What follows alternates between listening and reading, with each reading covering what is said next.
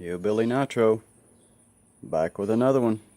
Got a little show and tell for you guys today. It's 4th of July, 2018, 4th of July special. Been wanting to do a video on this one for a minute. I've had this for a couple of weeks and done some trading for it. Choom! There she is.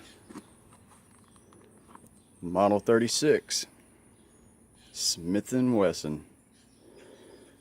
Square butt. Yep, I done some trading on this one a couple of weeks ago, and man, am I happy with it. It's a little jewel. It's got a little holster wear on it here and there. This is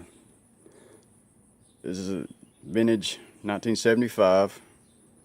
This was purchased new here in East Tennessee, and it was a fella or a police officer over in the neighboring county. It was his off-duty / backup weapon, and from what I was told, it was purchased new in like 75, late 75, early 76, and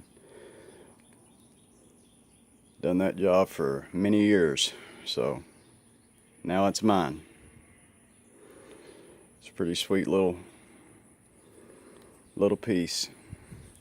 A little history on these. The Model 36 was actually the Chief Special at first, and these Model 30, or this size Model 36, whatever you want to call it, Chief Special, was introduced in 1950 at the International Association of Police Chiefs, and that's how it got its name, the Chief Special.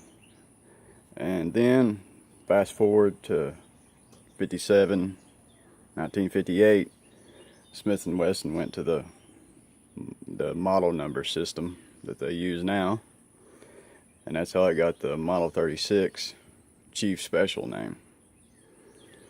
And these were made up from 1950 all the way up to 1999, and I think they've got some classic versions out now, but I think those are a little bit bigger framed. The frame's a little bit bigger on those. These are sweet.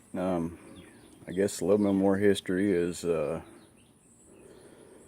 was made to compete with the Colt Detective Special, just like my Model 37 video, which I've got it out here. I scored these vintage Smith & Wesson gun rugs / soft cases on eBay. Got this one for a good deal, and just got this one last week.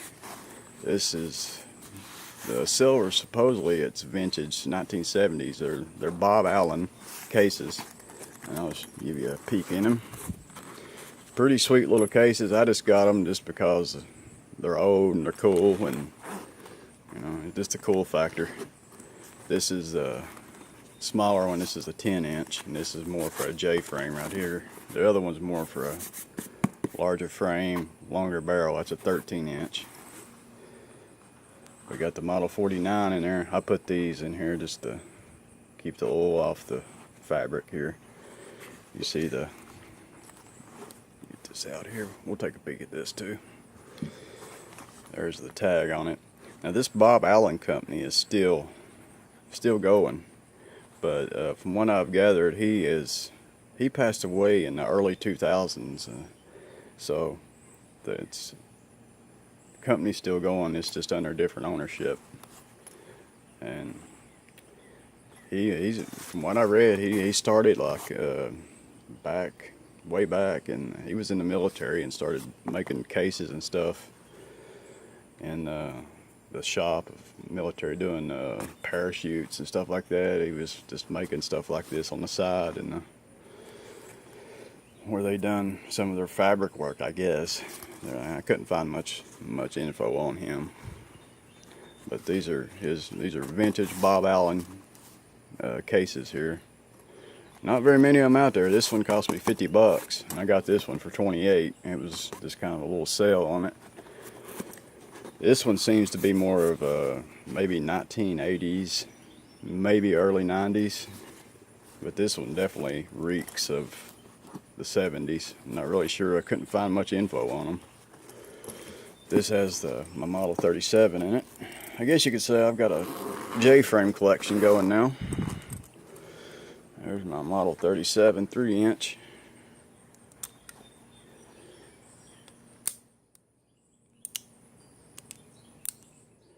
There she is. Got a video on it. I'll put the links to the videos for the Model 49 and the 37 in the description in case you haven't checked those out. And if you would, subscribe to the channel. We're doing more videos and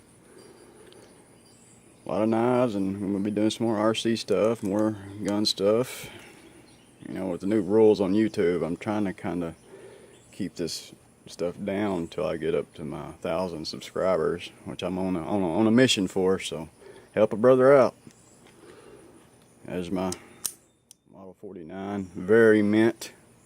This is a 76, made in 1976. See, it's sweating right now because it's been inside. I love this one. I love this one. And let's see here. There's a 37. This is vintage 71, 72. I believe it's made in 71, I do believe, from the serial number. Doesn't have the correct, somebody's broke the hammer off and re-welded that on there, but I'm going to get a new hammer for it and see about putting that on there. Anyways, let's get back to this 36 here. Thought y'all might like these. Very cool. I mean, got a place for your name and stuff. This one's actually got the card in it. Made in USA. And then I've looked up the zippers on this one, so it's definitely right around the late 70s or so. It's all USA made stuff, so it's quality stuff. There's the Model 49 round butt, square butt. I just really love the look of that square butt for some reason. It just looks very cool. I was wanting a square butt like really bad. There's a 49. Doesn't quite fit in the pocket as good with that square butt on there, but it's okay.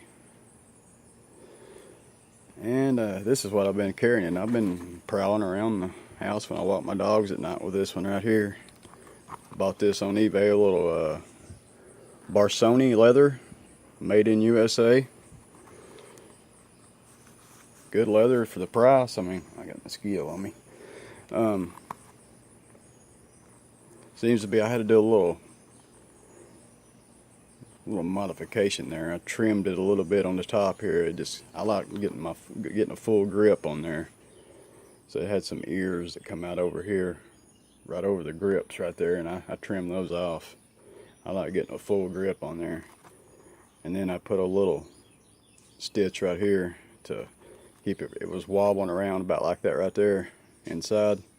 So I think these are made to be kind of universal, and the newer Smiths, whether it's J-frames or whatever, their J-frames are a little bit bigger now because they kind of try to switch your wheel out for 38 and 357, so they make the frames a little bigger nowadays. This is a classic, man. I mean, guys, I had to pick it up. It's a lot of history with this. All the mobsters, and I mean, it's been in probably countless movies, just about police officers carrying it through the years. This is a very iconic piece of history. And these Smiths, these older Smiths, I just consider them art. They're just like art. Every little thing.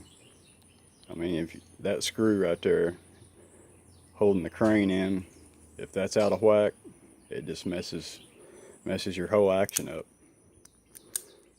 They're beautiful pieces of art, is what I consider them.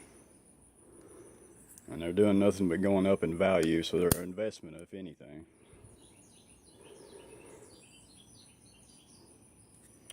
There she is, guys.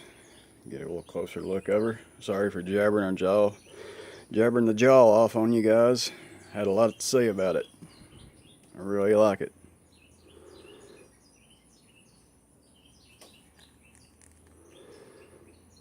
think I'm gonna do another video, a little better comparison, but I just wanted to focus on this one in this video. There it is, up close to the 49 again. I really like that 49. It's sweet. It is very sweet in the pockets. You don't have to worry about that snag of the hammer right there. Trigger feels great in this one. I mean, none of these J-frames have had the triggers mess with them. No fall on the hammer when you got it back. Check your cylinder. Pull your trigger, hold your hammer back. Good lock up right there. You just want a little bit of wiggle right there, not much at all. You just want a little bit of play.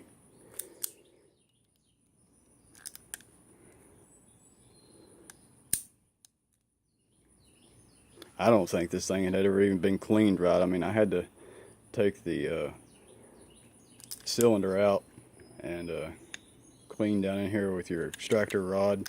It was real tight. Didn't want to turn very much. Alright guys, I'm running short on time, so I guess we're gonna log this one into history, and hope everybody's having a good 4th of July. Hillbilly wishes you well, and stay tuned for some more videos on these. I wanted to do some shooting too, so you guys have a good one. Hillbilly is over and out of here.